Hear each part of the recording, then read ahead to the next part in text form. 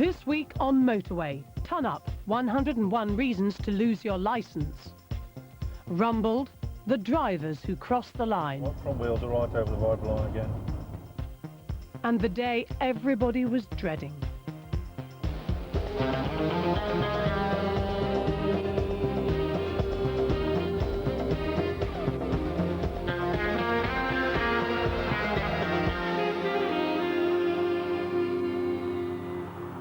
The unmarked car has clocked a speeder at well over 100 miles an hour.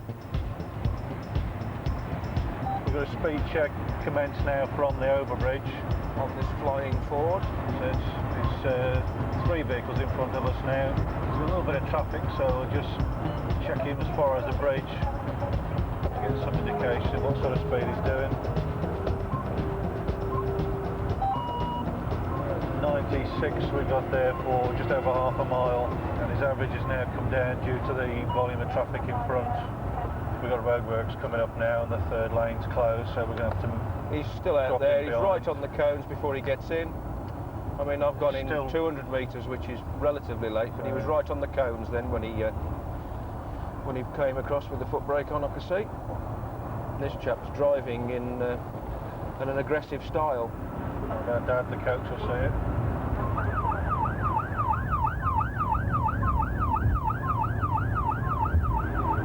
Wakey wakey, Mr. Coach driver. We're going to have to go quite quickly now, because if he was doing 9,500 miles per hour and he's got that little bit of leeway. Okay, he's on the bridge. If we just reel a little bit more. And he's off of the bridge. 101.87. Leave that one on there. Checking registration, it gives us some more information before we actually pull him over.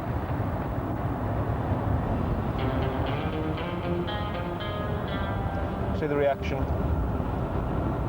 Okay, behind. Nice gap in the traffic was coming up there. Pulling him over.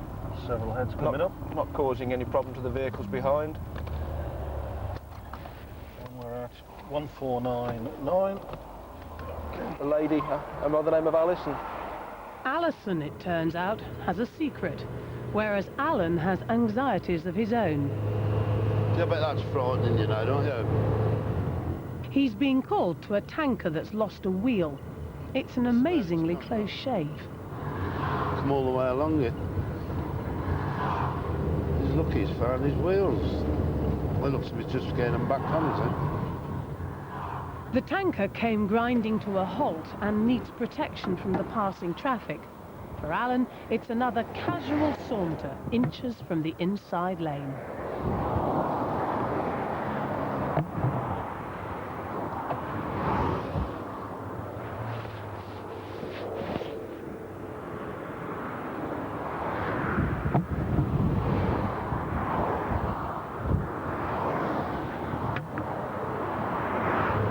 They're Yorkist truckers, don't they? Got that on his head, look. First thing I knew about it, one of the drivers was shooting past me, and obviously I'm heading towards the outside. By the time I got here, both wheels completely gone. Just the nuts and bolts completely sheared off. One of the bolts holding the wheel was completely sliced off. It's a freak occurrence, and Alan's astonished. Lucky man, eh? Oh, yeah. Good sellers they are. At the video car, all is still to be revealed. I knew I was speeding. To be honest, I'm surprised I was doing that quickly, but... You don't get an impression of speed on the motorway because it's wide. Yeah. You only get an impression of speed relative to the other vehicles. That's right. And if you're aware that you're travelling quickly in relation to the other vehicles, invariably on a motorway such as this, you're going quite quickly in reality, and that's what attracts attention. Can you remember the roadworks back up the road? Where the outside lane was closed? Yes. Yeah. Yes, and I cut in. Yep. Spot on. Now you've just spotted the other side of it. You had 800 yards warning, 600, 400, 200, and you went past all of those, and then you follow the line of cones to come out. You make it dangerous for yourself and everybody else by leaving it to the last minute. You've got no reserve if anything happens, you see. You've got nowhere to go other than to plough straight through the cones or to pull in front of a car. In respect to the speed that you've been driving at, as I pointed out to you, it is an offence to exceed the 70-mile-an-hour speed limit on the motorway. I have to tell you that you will be reported for the consideration of the question of prosecuting you for the offence of exceeding the speed limit. Don't you do FPNs? It's above the level. We do, but the problem is the limit that we work to, we're well outside the fixed penalty limit. Okay, just be very careful how you get back around the car, and we'll stay until you're safely in the car. Alison knows all about police procedures, all right. She's a policewoman. She was later fined £240 and her licence was endorsed. It's stuck on 101. She knew what the score was. I think a certain degree of professional knowledge may come into this. Can't really comment on that other than to say that... From whatever source, I'm thinking. Yeah. All is now safe and well at the tanker. He was lucky, you know. You imagine if he'd have come here and he'd hit the bridge, wouldn't he, you know? It's where his wheel was, up here, mate. You could have been doing that barrier there and that went by. I think if you thought about it, you wouldn't do the job, would you? To be honest. You imagine coming that way and that wheel bounced off and you'd be finished, wouldn't you? You imagine that'd be like a catapult, bloody 400 or 500 weight hitting you. It'd cut the cab in half, wouldn't it? If your time's up, that's it, ain't it? It ain't worth worrying, is it?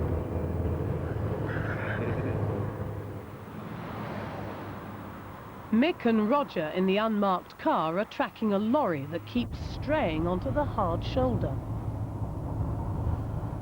We'll just sit behind and see what he does. He may well be listening to the Vibra line and, shall we say, driving by braille, feeling his way along the motorway. Slide round, just have a quick look up, see what he's doing. Can do.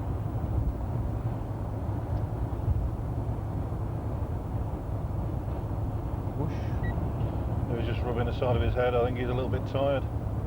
Okay, we'll drop in front, go to the back camera.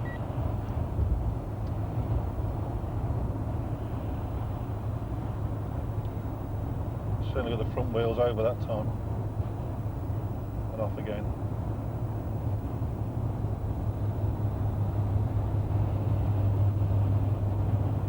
Speed's not that slow. No. His front wheels are right over the Vibra line again.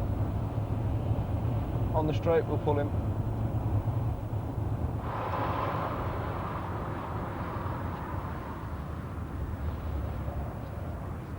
Has responded to us, so that's Yeah, it's quite alert then, I think. a good sign. He brought attention. Stopped. Yep.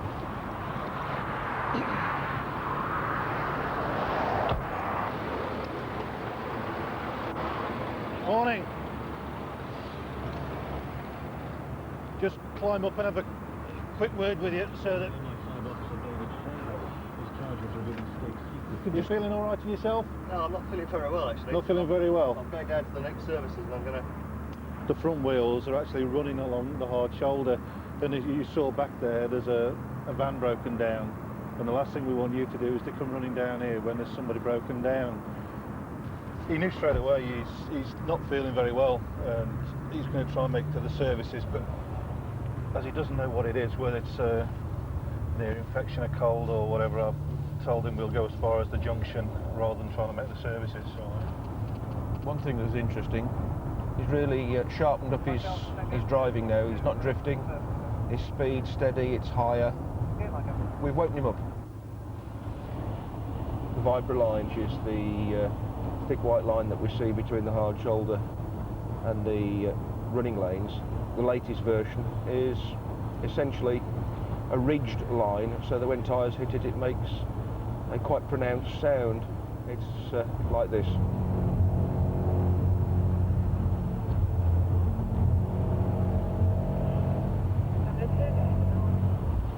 And that's at a fairly smooth tyre going across there. On a goods vehicle tyre, the noise is amplified from that, and there's more vibration.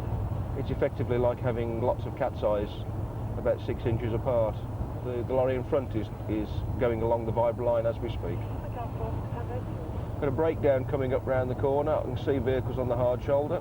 This is the danger. You can see there that we've got two goods vehicles. The width of the vehicle takes most of the hard shoulder. If he was starting to drift there, the potential for contact between the parked vehicles and the vehicles driving along is very, very great. Lorry drivers tend to cover quite large distances in their normal daily drive. And the problem there is quite literally boredom. And it's very easy for them to lose concentration. Back at Anstey Depot, Alan's got only one thing on his mind. He's bursting to spend a penny, but the workmen haven't finished the new toilets. Well, I've looked at your handiwork. I hope you've registered and not a doll worker. I hope we can have some petition between here. But when I'm reading my paper, he'll be wanting another page. I don't fancy sitting with some of the others. Some of the lads here are very friendly. What, your feet? Oh, yeah, I forgot. You seen the new bug? Yeah, Oh. I've used it. You ain't made a mark up it. Put the kettle on if you want, but I ain't making no more tea. I did her a bollocking the other day. Still the same. Ham and cheese. Oh, a bit of Branston. You don't know what to have in here. Alan and the Dead Dog Squad love nothing better than a nice cuppa to wash down their sandwiches. But the crew are always a bit suspicious when Alan offers to brew up. They come off an accident, lady. It was just the van that went over, so they weren't too badly damaged, so we had these in here. I've been there about 2 years. I'll give them to strangers, and we had the good stuff. No, I think I'll have one of the new ones. But we had been having a good little run on the lot. But we had one the other week, we had £1,500. I say we had bad luck on this one. 2 come out, we'd got 2. Then there was 6, but we had 7. It was 9, we had 10. 14, we had 15. 26, we had 27. 44, and we had 45. Well, hey, it's as close as we've ever going to come, ain't it? In part 2, the day everybody was dreading.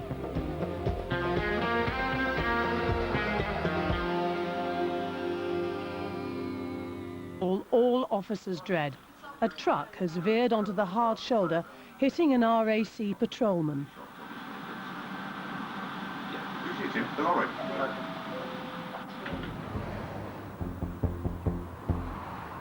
He's suffered massive injuries. Officers desperately tried to save his life.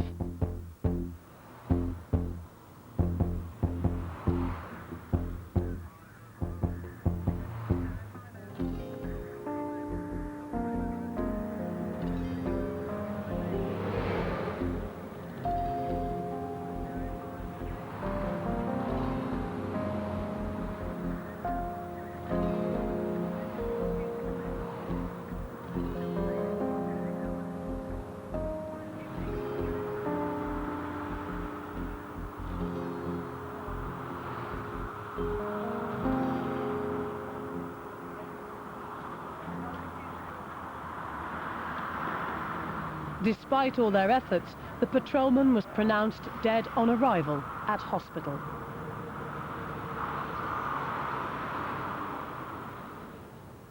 If you want to come down, take a seat, you can get him a drink. Attention now turns to gathering evidence. A key witness is the woman driver the patrolman was called to assist. Just the same as before, sit you down. Unfortunately, there's a bit more waiting to do. I'll make you a cup of tea. Okay. The driver of the truck is also waiting to give his version of events. Let me explain again. I know you've had loads and loads and loads and loads of waiting today. I can only apologise for that, but it takes time. I'll sit down here with you again. We'll have a cup of tea, and then we'll sort out exactly what's going to happen next as regards statements and interviews and that kind of stuff. But again, bear with us and I'll get you sorted. Okay. Tea and a coffee, was it? Back at the scene, officers discuss possible causes. Even for the most experienced among them, it can be a harrowing task. But for Wayne, it's much worse. It's only his first week on the motorway. And Wayne's just come up here, he's on his 6-month attachment. He's been tutored by somewhere else, and he did very well this morning for his first fatal. He did CPR, and he got stuck in with the rest of us. It's not something you think of at the time, it's just after when you're reflecting on it. It's obviously a very serious matter, and I don't think the full impact of it's really hit me yet. While we're actually here dealing with it, they treat it as a job they have to do, and everybody's normally all right. It's when you get back to the motorway centre, then you've got to be careful what sort of effect it's had on people, and over the next week, 2 weeks, it can have a lasting effect. When you're at the scene of an incident, you're there, your hands are dirty, you're doing the job. Up here, you're a little bit away from it, and it can even sometimes probably affect you more emotionally when you stood away from it than you are actually dealing with the incident. It's different, this one, because the patrolman who has been killed, some of us know him. We've dealt with him in the past, especially the blokes out on the ground. But I've probably spoken to him on the phone when he's found in a clearance, and that can affect you. I mean, it's one of these things, it happens. It shouldn't do, but it does. But we can't let it affect us. We've got to carry on and do our job to the best of our ability. The scene is searched meticulously for any clues that could shed some light on how the patrolman lost his life. There are 2 tyre marks actually on the hard shoulder just near the point of impact, which would indicate to me at this stage that the Arctic has strayed onto the hard shoulder. I'm also looking for obviously the position of the vehicles, the position of any debris, obviously the position of the body, anything that could tie up later with the accident.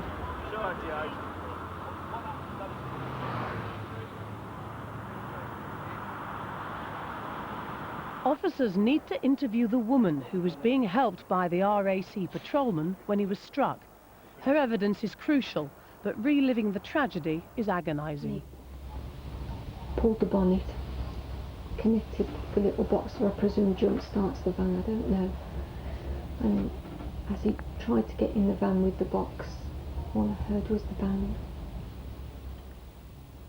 Yeah. Do you want to carry on or do you want to stop now?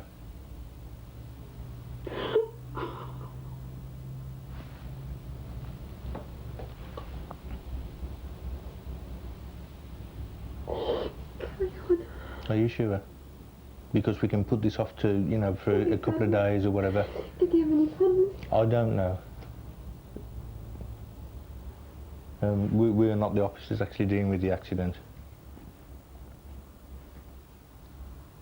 Just carry on. Are you sure? Just carry on. I don't have to go through it again. If you do want us to stop, just say, because it's better while it's fresh in your mind. A bit tragic. It just shows. Just 5 to 7. Just all the sense. Directly underneath, camera 638. Directly underneath, couldn't see the scene. You just see the back end of the vehicle. Mixed up on the camera. We're going to try and get some shots from a vehicle of the same type as the Arctic that hit this van, to see from the cab height whether or not he should or would have been able to see the emergency beacons on the RAC van. A truck, similar to the one involved in the incident, is used to video the scene. Accident reconstruction is an important part of police investigations. Why did you have to put in front? Why didn't you use the passenger side? Unfortunately, this is something we'll never know. The important thing is that this is not your fault. There's nothing that you could have done that No, would have it's just the prevented thought it. that if I'd have gone through Birmingham, you know, if he'd have pulled behind me, if it's always ifs, isn't it? Yeah. At the end of the day, somebody lost their life, just for the sake of doing the job. It's easy for me to say don't worry about it. It's something you've got to live with. We see it not regularly, but too often. It affects us as well. I'm not saying it doesn't, but it does. Poor man doing a day's work. The best thing you can do now is go back, see your boss, get him to take you home.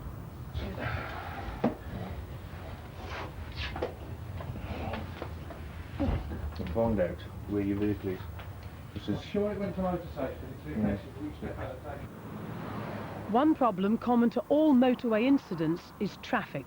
Tailbacks can grow at the rate of 1 mile for every 3 minutes the motorway is closed. We knew it was going to be a serious accident. It was going to be ongoing for some time. How far back is the traffic going to get? We've got to keep that traffic flowing, come what may. If we have to close the motorway for any reason, or if we anticipate a large amount of tailback like we had, we've got to consider the diversion routes using the driver information system.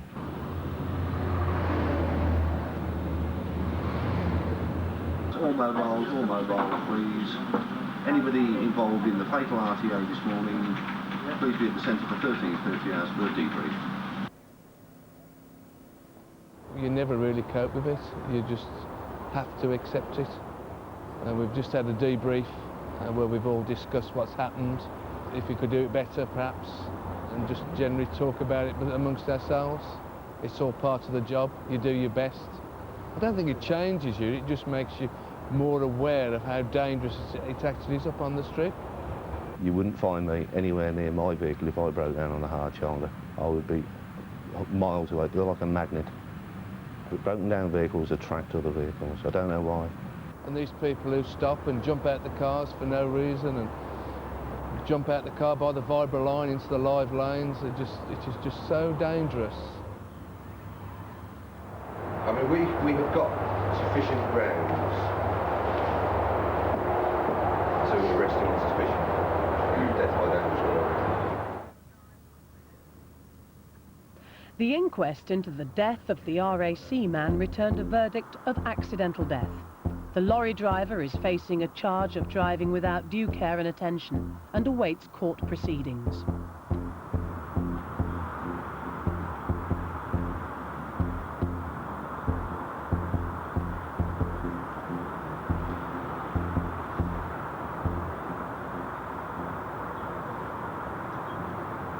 When we come on duty the next time, we'll be briefed as we are normally at parade at the start of duty, given our duties, and then we'll just go out there and carry on. If there's another road traffic accident, whether it be fatal or minor, or damage only or what have you, we'll be there dealing with it and sorting it out. We just carry on. Tomorrow is another day.